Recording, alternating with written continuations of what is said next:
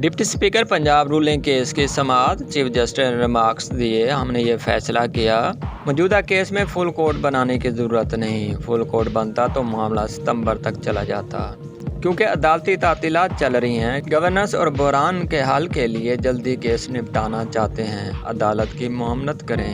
دوسرا راستہ یہ ہے کہ ہم بینچ سے الگ ہو جائیں۔ ڈپٹی اسپیکر کے وکیل عرفان قادر دوران سماعت کمرہ عدالت سے باہر نکل گئے۔ حکمران اتحاد نے فل کورٹ نہ بنانے پر عدالتی کارروائی کا بائیکاٹ کا اعلان کیا تھا۔ پاکستان ڈاکو موومنٹ کے پاس کوئی دلیل نہ بچی تو بائیکاٹ کا اعلان کر دیا۔ رہنما P T I Fawad Chaudhry کی سپریم کورٹ کے باہر میڈیا سے گفتگو۔ کہا، پاکستان کا اصل مسئلہ سیاستدانوں کا عوام کے فیصلے نہ ماننا ہے۔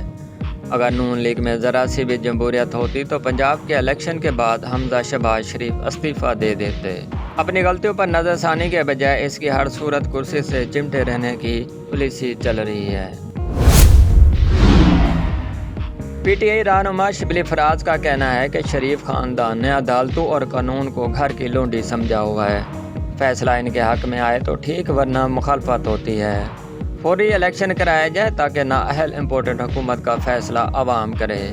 سینیٹر فیصل چودھری بولے، ڈپٹی اسپیکر کی رولنگ کا کیس بالکل صاف ہے۔ آج حق اور سچ پر مبنی فیصلہ آنے کی توقع ہے۔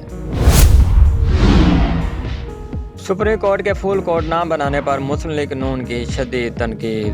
مریم نواز نے کہا کہ ان کو یقین تھا کہ فل کورٹ نہیں بنے گا، نہ ہی انصاف ملے گا۔ فیصلے آئین اور قانون اور انصاف کے مطابق نہ ہوں تو فل کورٹ سے خطرہ رہتا ہے، کیونکہ ایماندار ججز آنے سے فیصلے کی خامیاں منظر عام پر آ جاتی ہیں۔ وفاقی وزیر سعد رفیق کا عدالتی فیصلے پر نازیبا اشارے والا ٹویٹ۔ کہا، اقتدار رہے نہ رہے، انصاف کا دوہرا معیار قبول نہ منظور نہ تسلیم۔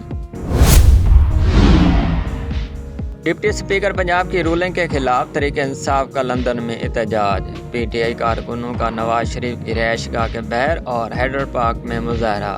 پنجاب اسمبلی میں پی ٹی آئی کے کینڈیڈیٹ پر ڈاکہ ڈالنے کا الزام، مظاہرین نے لیگی قیادت کے خلاف نعرے بھی لگائے۔